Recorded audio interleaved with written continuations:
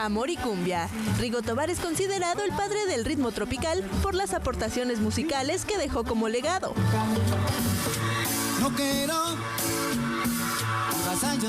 Un legado nacido de sueños, ilusiones y, por supuesto, el talento que corría por sus venas. Él batalló muchísimo, fue a trabajar de lo que fuera de soldador, de mesero, de barman, de lo que fuera. Pero el gusto por la música pues lo traía y lo trajo siempre desde niño. Él me contaba que cuando él era chiquitito, tendría, no sé, 3, 4 años, pues bueno, todo el mundo lo sabe, eran muy pobres y él traía nada más pues sus calzoncitos y una camisetita siempre, ¿no? Y descalzo. Entonces, pero su papá cantaba, cantaba bastante. De ahí fue donde Rigo aprendió canciones que después grabó que no eran mexicanas, por ejemplo El pájaro chogüí o La calandria. Cuando era muy chiquito, te digo, lo ponían, él cantaba en su lengua corta, cantaba las canciones de su papá y le decían el pajarito, porque era chiquito y flaquito, muy flaquito. Entonces su mamá le decía, él me contaba, me decía, canta pajarito, cántame pajarito. Yo me imagino un marinero. Buscando cristalizar sus aspiraciones musicales, Rigo viajó a Houston, Texas, donde prontamente vio frutos de lo cosechado, pues la aceptación fue inmediata y su creciente popularidad lo llevó a ser nombrado hijo predilecto de Sam Houston. Incluso el 31 de agosto fue determinado como el Día de Rigo Tobar en esa ciudad. En 1974, Rigo recibió su primer disco de oro. Sin embargo, no todo pintaba para bien. En el tiempo en que la señora murió, Rigo estaba ya en Houston, ya con el conjunto, iba a tener su primera gira por el estado de Texas. Y la señora estaba en el hospital. Entonces, Rigo ahí tenía que escoger, o te quedas con tu mamá hasta que fallezca, o te vas a la gira, que de esta gira depende lo que vaya a ser tu futuro. Entonces, pues él escogió la gira. Y cuando él estaba en la gira, su mamá fallece. Porque abandoné a mi madre. Rigo Tobar marcó un antes y un después musical en nuestro país. Mi Matamoros querido, Mi Matamoros querido, nunca te voy a olvidar. Lamento de amor, ¿Dónde te has ido, mujer? y Mi amiga, mi esposa y mi amante, Seas para mí mi amiga, mi esposa y mi amante. fueron los primeros temas que le abrieron las puertas de la fama y el reconocimiento de un público que a la fecha se mantiene fiel. Decía, no, hombre, María, había gente, pero mira, por aquí, por allá, donde quiera, dice. Yo lo que estaba bien preocupado es que no se fuera a desconectar uno de los cables, dice, porque él se las ingeniaba daba las ideas para que sus ingenieros le hicieran todo, que toda la gente que había, por mucha que fuera, pudiera escucharlo, ¿sí? Era como racimo de micrófonos enredados con una cinta de aislar, eran como 10, 15 micrófonos así, en donde él estaba cantando, pero cada uno iba conectado a una bocina que se conectaba con la otra, con la otra, con la otra, con la otra, pero si el cable de la primera o de la segunda o de la tercera se llegaba a desconectar o se llegaba a romper, ya nadie oía. Entonces eso era lo que a él le preocupaba. A él no le preocupaba otra cosa, sino que toda la gente que estaba ahí pudiera escuchar.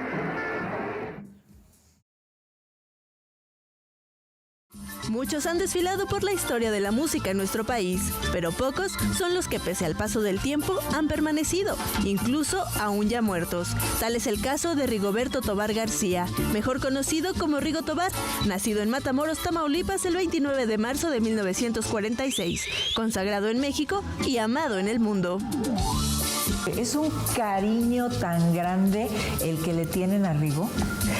Yo me supongo que pues es un cariño, fue un cariño recíproco y porque él así lo decía, ¿no? Él para hablar del público siempre era mi querido público.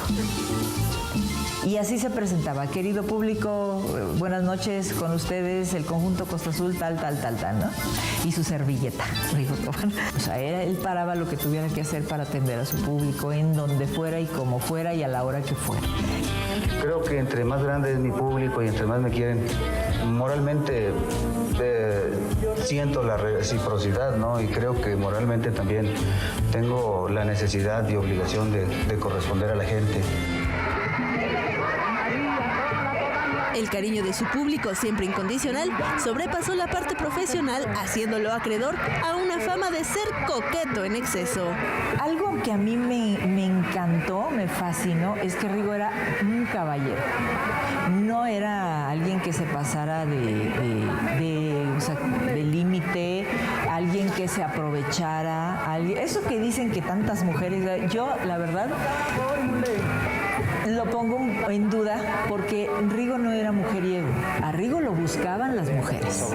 Ajá. Y como decía él, y yo me dejo querer. Así era la cosa. Él era muy protector, el señor de la casa, así se decía él. Yo soy el responsable y el que tiene que dar la cara y el que tiene, ¿me entiendes? Siempre fue así. Lo que pasa es que soy irresistible, ¿no? Ándale, pues. No se crea. No, fíjese que a consecuencia de todas estas cosas y de lo que yo a veces sufro por los grandes amores que se han ido de mi vida y de mis manos, un señor que se inspiró en una canción conmigo.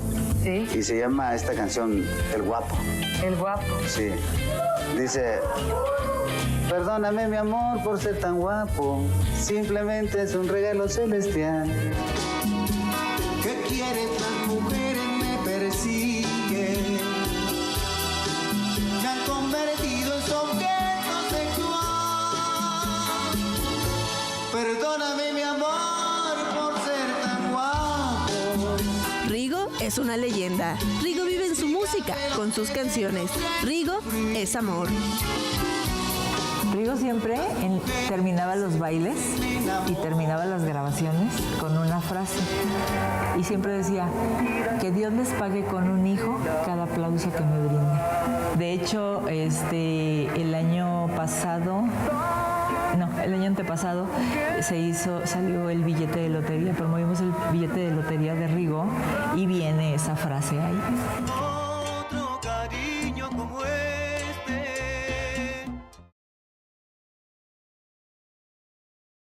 Muy buenas noches, querido público. Yo me llamo Rigoberto Tobar García. Retinitis pigmentosa es el nombre de la enfermedad que daría un giro radical a la vida de Rigo Tobar. Pues poco a poco le fue quitando la vista. Sin embargo, Rigo nunca se dio por vencido e incluso viajó a Londres buscando una solución. Y en 1977 se sometió a un doloroso procedimiento a base de piquetes de abeja. Cuando yo lo conocí, él ya tenía la enfermedad y ya veía muy poco. Me alcanzó a conocer a mis hijos mayores. Su hermano, que era su manager, Everardo, él muere en el temblor. Entonces pero habían estado juntos, o sea, habían estado ensayando toda la noche y Everardo había estado ahí. Bueno, en el momento que después del temblor, que van y le avisan a Rigo, yo estaba ahí con él, le dicen que el edificio se cayó y que no encuentran a Everardo. En ese momento Rigo deja de ver. Lo poco que veía, lo deja de ver. Sí, Rigo se deprimió mucho, sí, Rigo estuvo encerrado, no hubo disco ese año, no hubo presentaciones ese año y pues sí fue bastante difícil, él sufrió muchísimo. Bueno, yo creo que él sufrió hasta el último día de su vida por eso. Tuve que adaptarme a una nueva vida ya con la falta de la luz en mis ojos, Verónica, a hacer mi vida y entender las cosas como tienen que ser. No vivo en un mundo de oscuridad ni tampoco de tragedias, ¿no? Yo soy un invidente bien alivianado. Tengo muy grabado en mi mente que estoy viendo con los ojos de mi alma y porque antes vi, sé hacia dónde se se escucha la voz de las gentes o los sonidos. Y me preparé para eso, sí, para los sonidos, para vivir de ello. ¿Cómo le hacía Rigo para llegar a cada baile y entrar por el frente? Porque Rigo no era de los que el autobús entra por atrás y yo me quedo en el autobús y hasta que ya vaya a pasar y me meto por atrás, por ¿cómo se llama? Backstage. Y así, no. No, Rigo entraba por enfrente y tenían que abrirle el paso porque Rigo lo que quería era que la gente viera que sí era él y que era él el que les iba a cantar. Wow. Y sin ver. Perder la vista nunca fue un obstáculo en la vida del cantautor. Pese a su deterioro, Rigo siguió su carrera profesional lanzando álbumes año tras año. Si bien en sus éxitos ya estaban títulos como Amor y Cumbia o Qué gusto de volverte a ver y Quítate la máscara, para 1990 El Sirenito rompió esquemas y marcó su paso por la historia musical en México. Cuando buscaba por el campo de Lozano, me enamoré de una bellísima sirena. Fuera del mar sin vacilar pedí su mano y nos casamos en las playas de Caleta. Fue una inspiración que me llegó, ¿no? Por la cuestión de hablar de un hijo y lo difícil que es a veces poder estar con ellos, todo esto, ¿no? Sí, estar físicamente con ellos, ¿no? Ajá. Porque emocional y espiritualmente siempre estaré con ellos.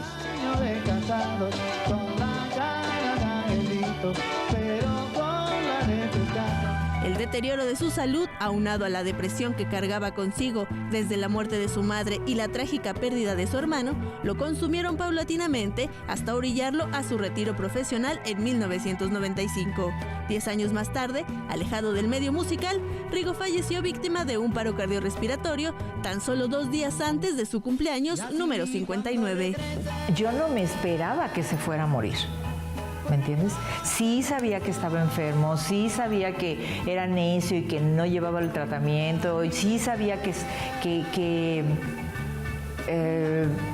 comía lo que no debía, todo eso yo lo sabía, pero nunca me imaginé y después, o sea, se enfermó, estuvo mal, entró al hospital, salió del hospital. Bueno, ni el doctor esperaba que se fuera a morir, ¿me entiendes? Entonces, sí fue algo que me cayó de sorpresa, que me desubicó totalmente. Pasaron muchas cosas muy desagradables y que no fueron ciertas, quiero aclarar, pero bueno, pasaron. Entonces, de los 200 hijos que se supone que tiene, o sea, solamente hubo 2 fuera del matrimonio que pudieron comprobar ser sus hijos. Para Bla Bla Show, Carla Ortega.